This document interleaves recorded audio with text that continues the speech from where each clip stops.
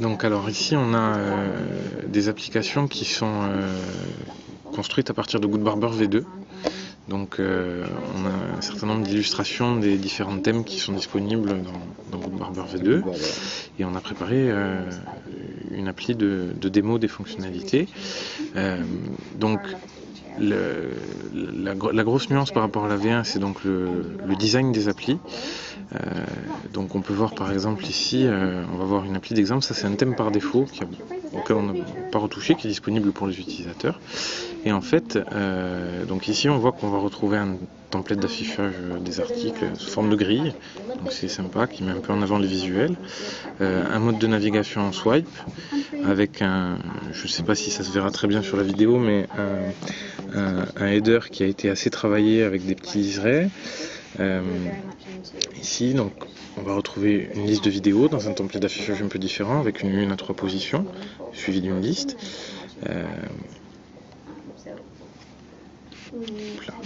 On va retrouver un flux de photos, qui vient de Flickr.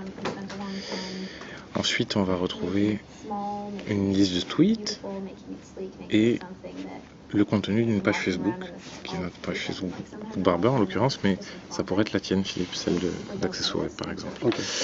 Donc ça c'est un exemple de design possible, et on va voir qu'on peut même aller plus loin en fait dans la customisation du design, y compris par section. Donc là en l'occurrence on a un flux d'articles toujours avec une à 3 positions dans une autre application, et puis ça c'est ma section de une. Si je vais dans une deuxième section, c'est une section qu'on a paramétrée avec des couleurs différentes, un habillage différent et un template d'affichage différent. Donc on voit qu'on peut aller très loin dans la personnalisation de l'application, y compris par section. On pourrait imaginer par rapport aux 4 ou 5 boutons que nous avons en bas de l'écran, si on part d'un blog par exemple avec 5 rubriques essentielles, que chaque rubrique finalement ait son propre habillage, enfin son propre design, je veux dire, puisque les informations sont traitées d'une certaine façon. C'est ça. D'accord. Alors après on a toujours de toute façon, on a toujours les informations là sur le côté, je pense que c'est, je ne sais plus comment je les fais apparaître.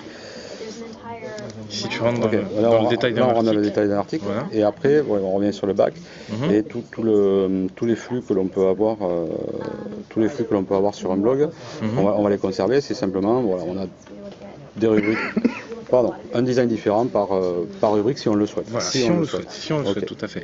Et ce que tu peux faire aussi, si tu veux, c'est au sein d'une même rubrique, afficher un filtre qui va te permettre de rentrer plus profondément encore dans la segmentation du contenu. D'accord. Voilà. Et ce filtre, tu vas pouvoir l'afficher de manière différente. Par exemple, ici, je vais venir dans le cadre d'une chaîne Dailymotion. Donc c'est de la vidéo. On a choisi un template d'affichage ici avec un slideshow, donc qui met en avant les visuels. Et on voit qu'ici, je vais retrouver la liste des différentes catégories. D'accord, Ici, les catégories, ça va être mes playlists sur Dailymotion, par exemple. Ok. Voilà. Donc ensuite, on va retrouver pour chaque type de contenu cette mise en forme. Ici, on a des photos qui viennent de Picasa et qui sont affichées dans un template de type Pinterest. Okay. Voilà. Ouais. Et donc c'est en combinant ces différents types d'affichage pour chaque type de contenu qu'on va créer de la variété dans l'application et créer une jolie appli. Voilà. Et donc l'autre fonctionnalité intéressante qu'on va avoir dans les applications, c'est aussi la possibilité pour l'utilisateur lui-même de l'application d'uploader du contenu. Donc par exemple, tu pourrais dire à tes lecteurs et vous êtes à le web, envoyez-moi vos photos, vos vidéos, pourquoi pas directement depuis mon application. Okay. Et puis moi derrière je retraiterai ce contenu-là et je le republierai ou pas. C'est à toi de choisir. Non, par contre, ce qui est intéressant, c'est que, alors effectivement, on peut demander à une personne extérieure, c'est-à-dire qui n'est pas loguée en tant que rédacteur, par exemple, d'un blog. C'est monsieur et madame tout le monde qui va pouvoir envoyer un contenu directement à l'administrateur du blog, d'accord, du texte aussi. Du texte. En clair, une personne peut très bien rédiger un article finalement à distance. Enfin, quand on est rédigé, c'est envoyer tout le contenu d'un article à distance et ensuite l'administrateur du blog le met en forme sur la plateforme. C'est ça. Okay. C'est l'idée. Voilà. C'est génial. Voilà à peu près ce qu'on peut obtenir comme rendu à partir de Good Barber V2. C'est génial. Donc en fait, on en avait discuté avant.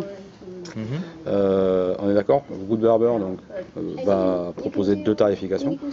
Une tarification à 16 €, une tarification à 32 €. C'est ça. 32 € par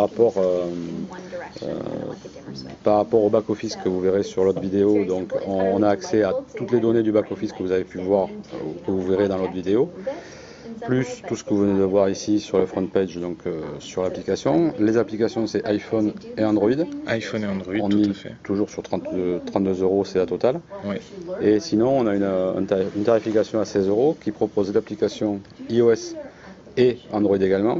Exactement. Par contre, il y a un peu moins de fonctionnalités au niveau du back-office. Un peu moins de fonctionnalités, en particulier pour ce qui concerne l'accès aux statistiques détaillées d'utilisation. Voilà, on est plus dans le back-office parce que finalement, sur l'application, directement sur le smartphone, on aura celle que l'on a vue là à l'instant. L'idée qu'il y a derrière Good Barber V2, c'est de permettre de créer de belles applications.